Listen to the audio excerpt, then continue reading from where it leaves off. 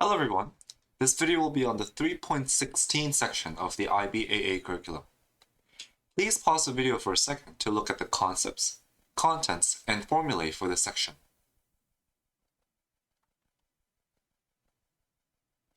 One sentence that summarizes this section is, you can multiply two vectors to get a vector. Right, so you may be confused already because in the 3.13 section, I said you can multiply two vectors to get a scalar. But now what? So before you start panicking, calm down and hear this out. There are two types of products in vector, a scalar and a vector. The former produces obviously a scalar, and the latter, guess what, produces a vector. The scalar is also known as a dot product in some places, and the vector product is also called a cross product. Don't worry, in IB we'll use the vector product more dominantly. Let's first look at the formula. It looks a bit complicated, right? Well, once you practice solving some vectors, you'll get used to it over time. So let's try an example and give it a go. Let's say we have a vector with v equals 3, 0, -2, and a w equals -2, -1, and 5. All right, so let's use the formula here. So v cross w, or v product of w, will be this massive thing. v2 is 0, w3 is 5, minus v3 is -2, and w2 is -1. The v3 was -2, w1 is -2, minus v1 is 3, w3 is 5. v1 is 3, vw2 is -1, minus v2 is 0, and w1 is -2. All right, let's do that. 0 times 5 is 0.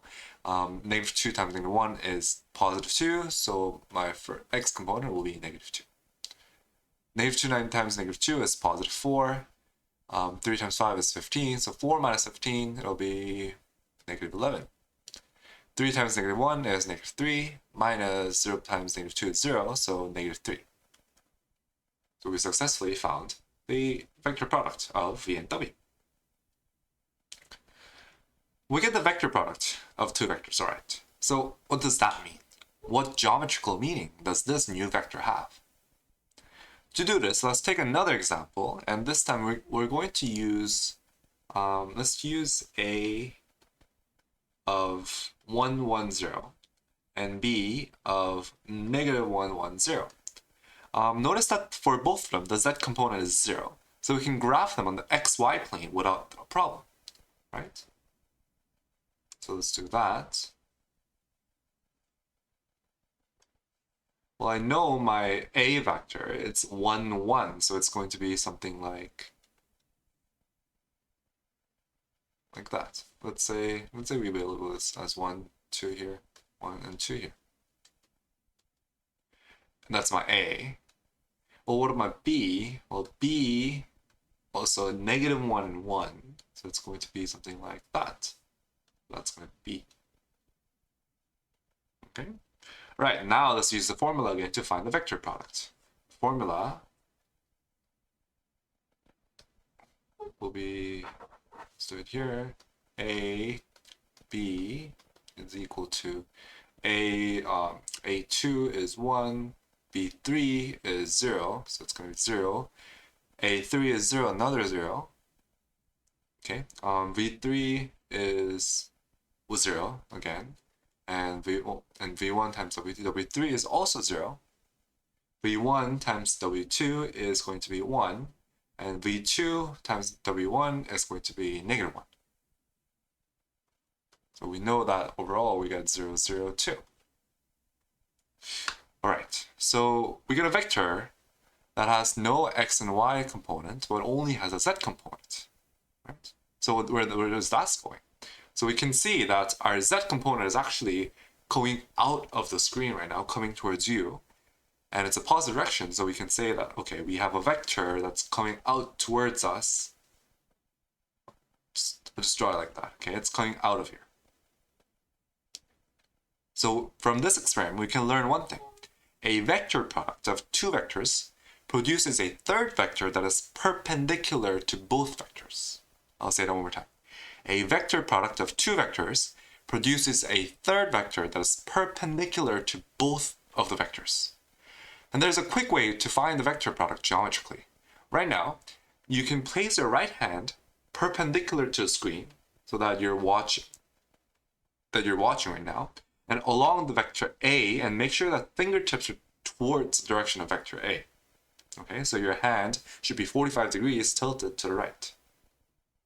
Okay. Then you curl 4 of your fingers towards the vector B. So now your hand was pointing towards the top right corner, but now your fingers are pointing towards the top left corner, towards the B direction. And then look at your thumb. Your thumb is the direction of your vector product. Okay, so this is called the right hand rule. There are many other people who do different things for this, but I find this method the easiest to follow, so you can find your own way as well.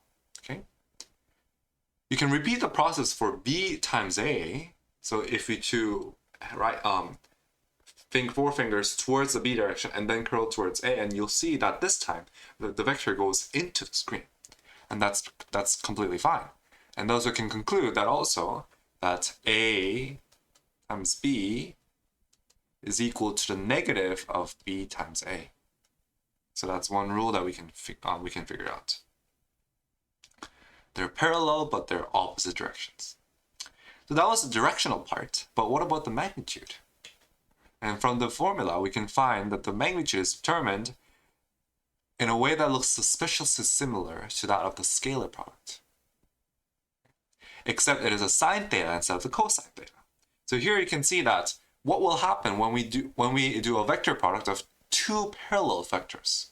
The parallel vectors tells us that the angle is either 0 or pi, so then the sine theta will be 0 for either cases. So when we do a vector product of parallel vectors, then our magnitude is 0, so we get a 0 vector. The 0 vector has 0, 0, 0 component for each x and y and z, and the magnitude is 0. But be careful, it is still a vector, so not a scalar. So we can represent it using the vector sign, but it's going to be 0. Finally, we can use the vector product to find the area of the parallelogram. Of the vectors that we have, the area of the parallelogram turns out to be the magnitude of the vector product. Okay, so of my A and B, we can make the parallelogram for something like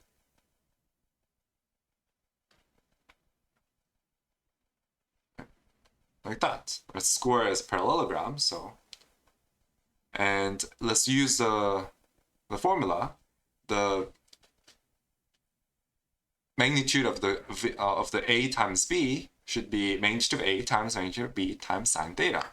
Well, magnitude of A is square root 2, and magnitude of B is square root 2 as well. So it's going to be square root 2 times square root 2 times sine theta. Well, the angle between A and B is obviously pi over 2, so it's going to be sine pi over 2. What's sine pi over 2? It's 1. So we can say, oh, that's square root 2 times square root 2, which is same as 2. And which makes sense in our setting, right? And from this, we can also deduce the area of the triangle. So obviously, the area of the triangle with two vectors and their area, the angle enclosed, would be half of that.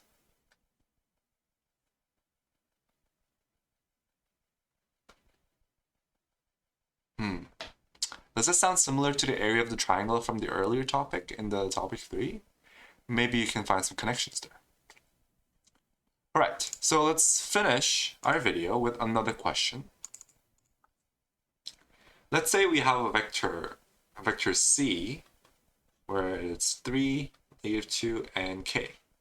Let's say we also have a vector D, where it's -k, 3, and 5. Alright, so your goal, and I'm going to tell you that C, the magnitude of the vector product of C and D is square root of 2,226. can you find all the values of k? Perhaps someone in the comment will answer below.